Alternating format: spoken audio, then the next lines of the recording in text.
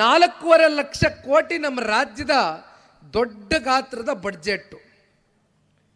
ಸನ್ಮಾನ್ಯ ಸಿದ್ದರಾಮಣ್ಣ ಅವರು 16ನೇ ಬಡ್ಜೆಟನ್ನು ಮಂಡನೆ ಮಾಡಿದ್ದೇನೆ, ದೊಡ್ಡ ಪ್ರಮಾಣದ ಬಡ್ಜೆಟನ್ನು ಕೊಟ್ಟಿದ್ದೇನೆ ಅಂತಕ್ಕಂಥ ಬೆನ್ನನ್ನು ತಟ್ಕೊಂಡ್ರು. ಆದರೆ ಮುಖ್ಯಮಂತ್ರಿಗಳು ನಮ್ಮ ರಾಜ್ಯದ ನಿಜವಾದಂಥ ಆರ್ಥಿಕ ಪರಿಸ್ಥಿತಿ ಏನಾಗಿದೆ ಅಂತಕ್ಕಂಥ ಶ್ವೇತಪತ್ರವನ್ನು ಹೊರಡಿಸ್ಲಿಕ್ಕೆ ಸಾಧ್ಯವ ಅಂತಕ್ಕಂಥದ್ದನ್ನು ಈ ಸಂದರ್ಭದಲ್ಲಿ ವೇದಿಕೆ ಮೇಲೆ ನಮ್ಮ ಮಾಧ್ಯಮದ ಮಿತ್ರರಿದ್ದಾರೆ, ನಾನು ಪ್ರಶ್ನೆ ಮಾಡಲಿಕ್ಕೆ ಬಯಸ್ತೇನೆ. ಸುಮ್ಮನೆ 4,500 ಕೋಟಿ ನಾವು ಘೋಷಣೆ ಮಾಡಿಬಿಟ್ಟಿದ್ದೇವೆ.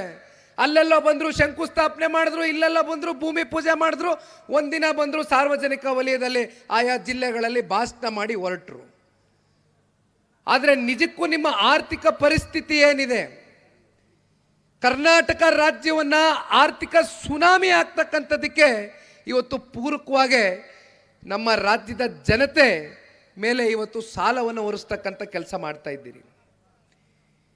ಕಾಂಗ್ರೆಸ್ಸು ಇವತ್ತು ಈ ದೇಶದಲ್ಲಿ ಆಡಳಿತದಲ್ಲಿ ಇರ್ತಕ್ಕಂಥದ್ದು ಕೇವಲ 3 ರಾಜ್ಯದಲ್ಲಿ, ಒಂದು ಹಿಮಾಚಲ್ ಪ್ರದೇಶ, ಒಂದು ತೆಲಂಗಾಣ, ಮತ್ತೊಂದು ಕರ್ನಾಟಕ ರಾಜ್ಯ.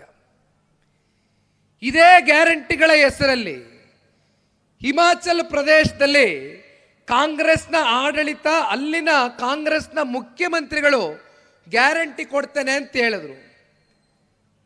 ಅನೇಕ ಬಾರಿ ಇತ್ತೀಚಿನ ದಿನಗಳಲ್ಲಿ ಪತ್ರಿಕೆಗಳಲ್ಲಿ ಪ್ರಕಟಣ ಆಗಿರ್ತಕ್ಕಂಥ ಸುದ್ದಿಯನ್ನು ಓದಿದ್ದೇವೆ. ಹಿಮಾಚಲ ಪ್ರದೇಶ ಈಗಾಗಲೇ ಸಂಪೂರ್ಣವಾಗಿ ಆರ್ಥಿಕ ಸುನಾಮಿಯತ್ತ ನೆಲ ಕಚ್ಚಿಬಿಟ್ಟಿದೆ. ಮತ್ತೊಂದು ಕಡೆ ತೆಲಂಗಾಣ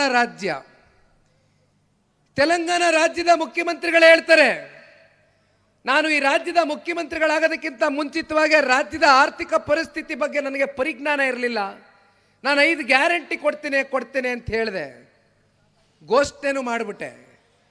ಈಗ ನನ್ನ ಮುಂದೆ ಇರ್ತಕ್ಕಂಥ ಪ್ರಶ್ನೆ, ನಾನು ನೌಕರರಿಗೆ ದುಡ್ಡನ್ನು ಕೊಡಬೇಕಾ, ಅಥವಾ ಸರ್ಕಾರಿ ಕಚೇರಿಗಳು ನಡೀತಕ್ಕಂಥದ್ದಕ್ಕೆ ವ್ಯವಸ್ಥೆಯನ್ನು ಮಾಡಬೇಕಾ, ಅಥವಾ ಅಭಿವೃದ್ಧಿಗೆ ಅನುದಾನವನ್ನು ಕೊಡಬೇಕಾ, ಅಥವಾ ಗ್ಯಾರಂಟಿಗಳನ್ನ ಕೊಡಬೇಕಾ ಅಂತಕ್ಕಂಥದ್ದು ನನಗೆ ಅರ್ಥ ಆಗ್ತಾ ಇಲ್ಲ.